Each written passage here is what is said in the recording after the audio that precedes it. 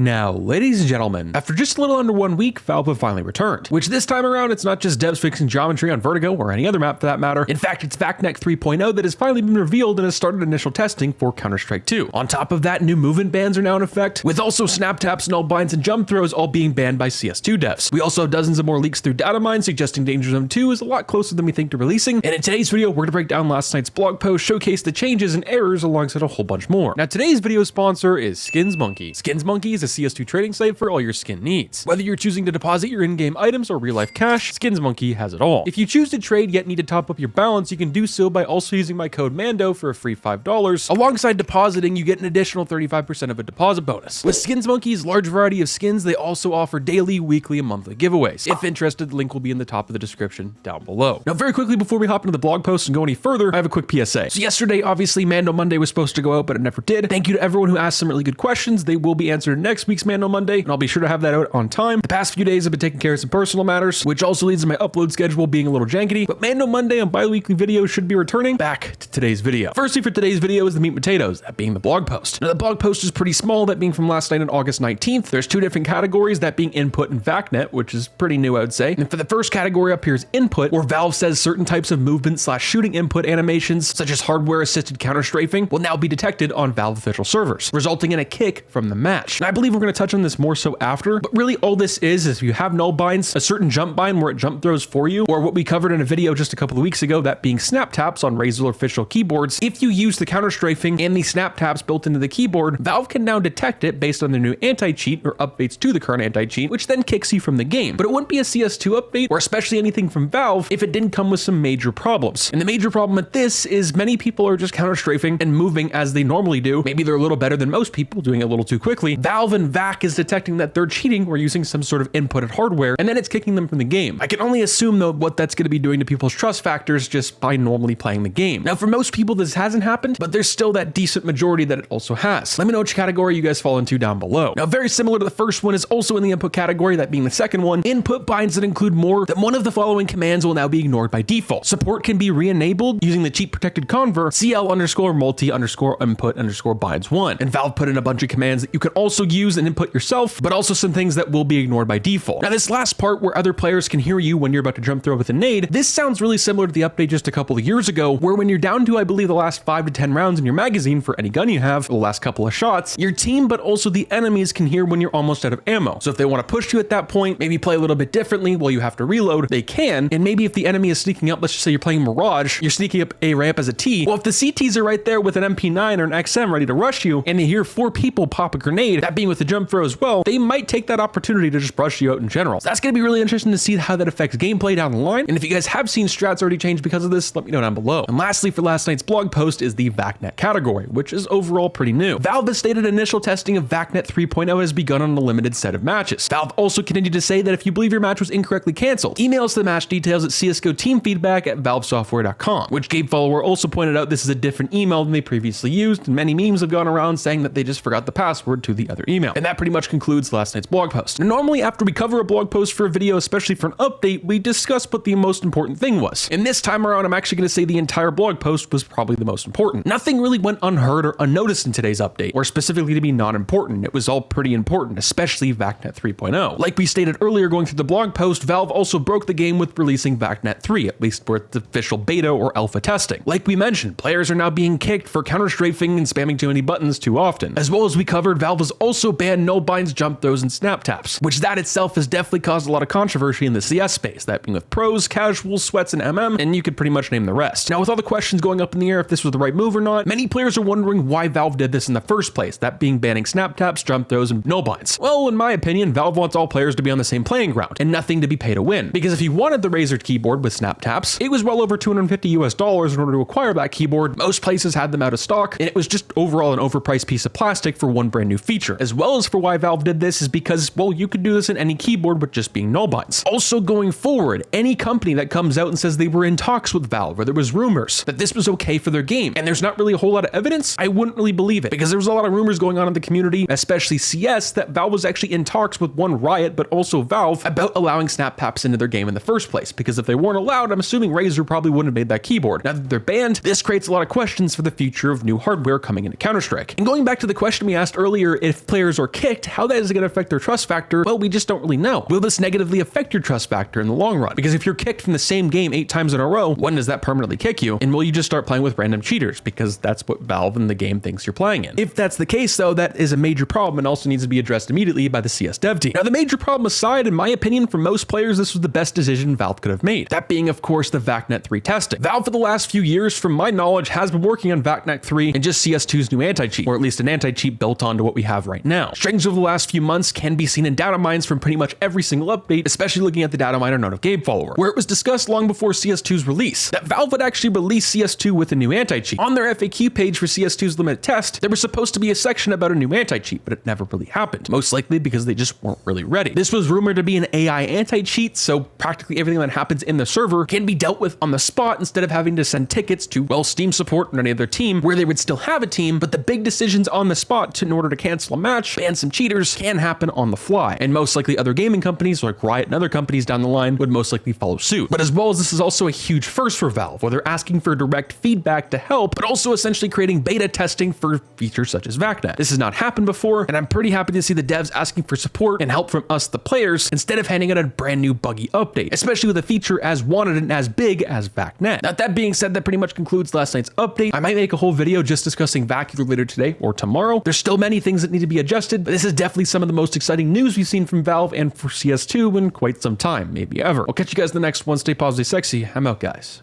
Peace.